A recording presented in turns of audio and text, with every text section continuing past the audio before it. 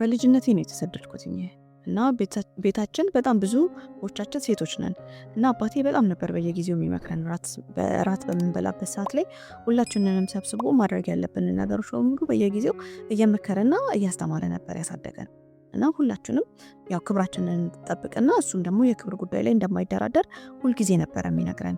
ከዛ በኋላ እኔ ወደ ስደት መጣሁኝ። ስደትም ከመጣሁ በኋላ ከአመታት በኋላ ፍቅረኛ ያዝኩኝ። ከፍቅረኛዬ ጋርም ይሄንን ነገር ተስማምተን ነበር ያው ይኖሩ የነበረው ማለት ነው። ከዛ በመሃል የሆነ ጊዜ ፍቅረኛዬ አባቱ እንደሞተ ይረዳናል ለቅሶ። እሷ ደግሞ ልታጽናናው ትሄዳለች እሱ ጋር ማለት ነው። ከዛ በኋላ ስራዬን ትቼ ላጽናና ሄድኩኝ። ምክንያቱም ብቻውን ነው፣ ማንም አጠገቡ አልነበረም። ይህንን ነገር ዝም ብዬ መቋቋም ስላልቻልኩኝ ስራዬን አቋረጥኩኝና ሄድኩኝ እሱ ጋር ያለበት ቤቱ።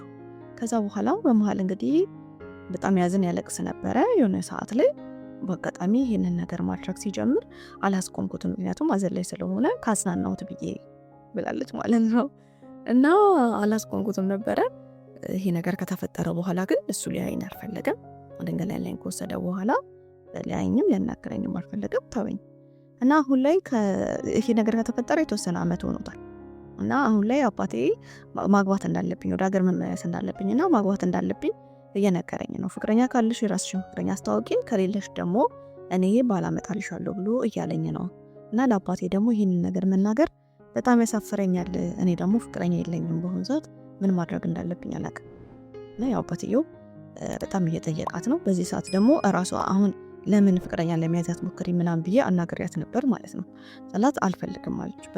አባቴ ያመጣልኝ በቃ ቀጥታ ወደ ትዳር የሚገባ ሰው ገባችሁ አይደለ? ከዚህ በኋላ መታሸት ፍቅረኛ ብዬ ምናምን በጣም የማምነው የምወደው ሰው እንኳን ክዶኛል እና ከዚህ በኋላ ሌላ ሰው ይዤ ምናምን እንደዚህ መተሻሸት አልፈልግም።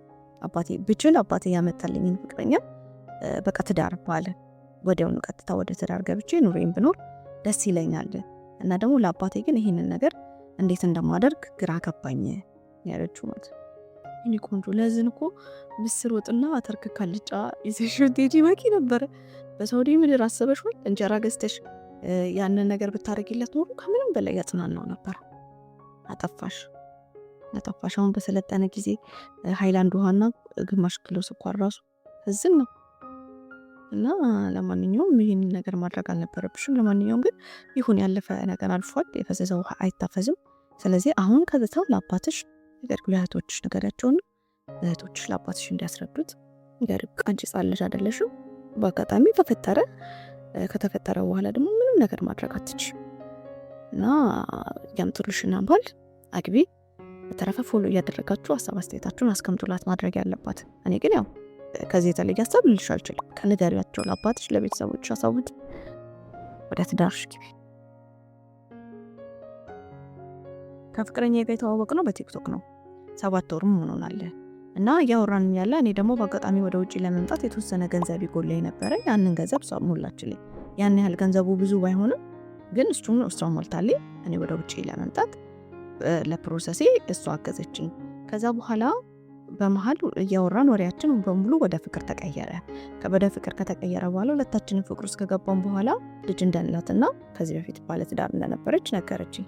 ነገሩ ደስ ባይልም ያው ወድጃታለሁና ተቀበልኳትና አብረን ማውራት ቀጠልን። ከዛ በኋላ እኔ በህይወቴ ብዙ ሴቶች ማውቅ ሰው ነኝ። ያው በአቅም ግን ከመሳሳም ያለፈ ግንኙነት የለንም። ከሴት ጋር ተኝቼ አድሬም አላውቅ እና በዚህ ሁኔታ እያለ እኔ ወደ ስደት መጣሁ። እሷ ደግሞ የተወሰነ ጊዜ በኋላ ወደ ሀገር ገባች። የተወሰነ ገንዘብ እንዳላት እንዳጠራቀመች ነግራኝ ነበረ። ወደ ኢትዮጵያ ከገባች በኋላ ብዙም አትደውልልኝም።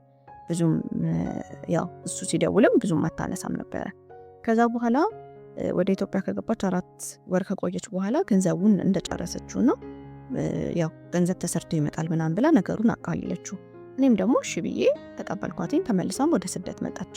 በፍሪ ቪዛ ስለነበር የመጣችው ተገናኘንና እኔም ስራ ፈትቼ ተገናኘንና የተወሰነ ቀናቶች ሆቴል ውስጥ ቆየን።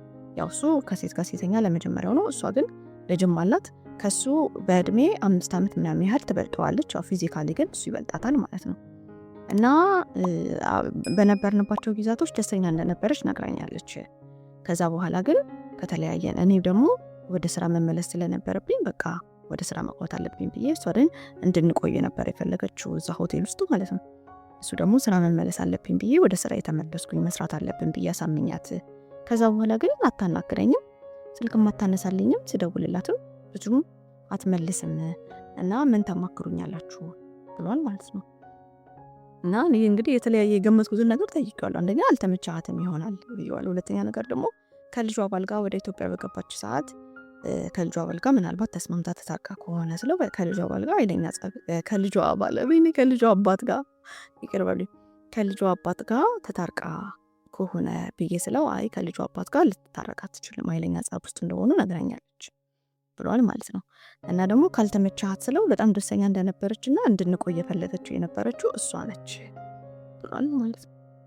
እና ሊሆን የሚችለው እንግዲህ ከሁለቱ አንዱ ነው፣ ወይ ደግሞ ሌላ ሰው በመሀል ኢትዮጵያ ያለች ሌላ ሰው ጠብሳለች፣ ያ ሰው ተመችቷታል እና ምንም ማድረግ አይችልም። አንዳንዴ ወይ ደግሞ ምናልባት ከእድሜ ማነስ አንጻር ደብሯትም ሊሆን ይችላል የምትበልጠው ወንድ ጋር እንደው በእድሜ ከምትበልጠው ወንድ ጋር መሆኗ ማለት ነው።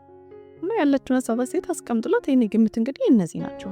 ፎሎ ያደርጋችሁ ያላችሁን ሀሳብ አስተያየት አስቀምጡለት። ማድረጋችሁ እንዳስረሱ።